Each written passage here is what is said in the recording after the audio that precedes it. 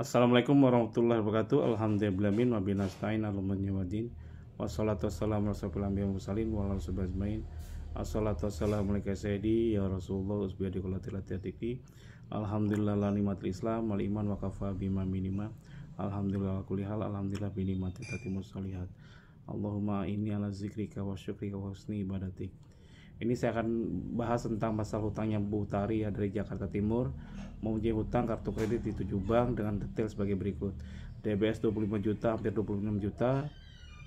Terus jatuh tempo 6 Desember, IOB 27 juta, BCA 21 juta, BNI Pertamina 12 juta, BNI JCB 12 juta, 13 juta, Mayapada 9 juta, CIMB 6 juta. Jatuh tempo tanggal 5 Desember 2022. Yang sudah mengirimkan WA akan mendatangkan orang lapangan yaitu Bank BCA, Bank BNI. Jadi saya bahas dulu ya. Wajar mereka mau mengirimkan orang lapangan, jangan panik dulu karena memang SOP-nya seperti itu. Kalau memang mereka ingin Anda cepat tagihannya cepat lunasi gitu. Terus saya memakai kartu kredit hanya untuk pembelajaran bulanan.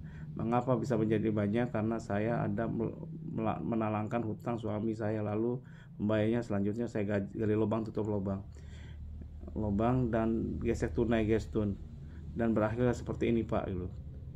Jadi semuanya akan berlaku seperti itu, bukan hanya untuk kartu kredit, pinjol juga sama. Jadi dan alasan kita mau bayarin hutang suami atau siapa itu urusannya Anda gitu. Jangan hanya menyalahkan itu segala macam-macam. Kalau udah terjadi ya kita hadapi sekarang ini. Jadi apa yang harus dilakukan? Harus menghadapi sob.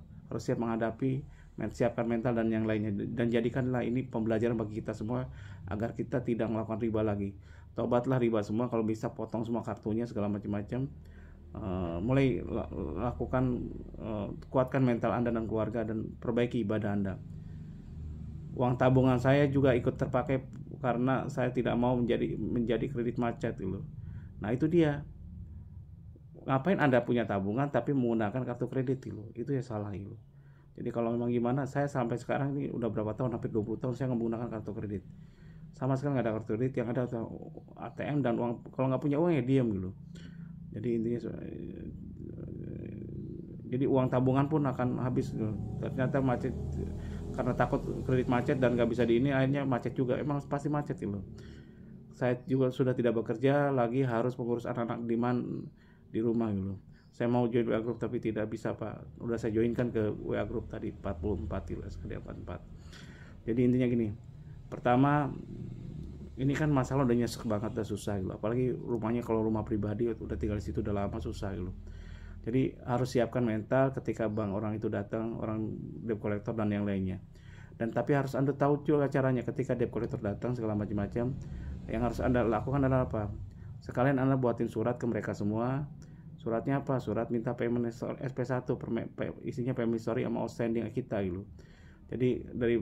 Jadi kita harus punya data dulu. Jadi percuma Anda nanti kalau nego mau sukses adalah Anda punya data gitu. Kalau datanya ternyata kadang-kadang apa yang kita bayar apalagi kartu kredit ternyata sudah melebihi. Contoh tadi yang DBS 25 juta, hampir 26 juta itu, hutang 26 juta. Ternyata apa?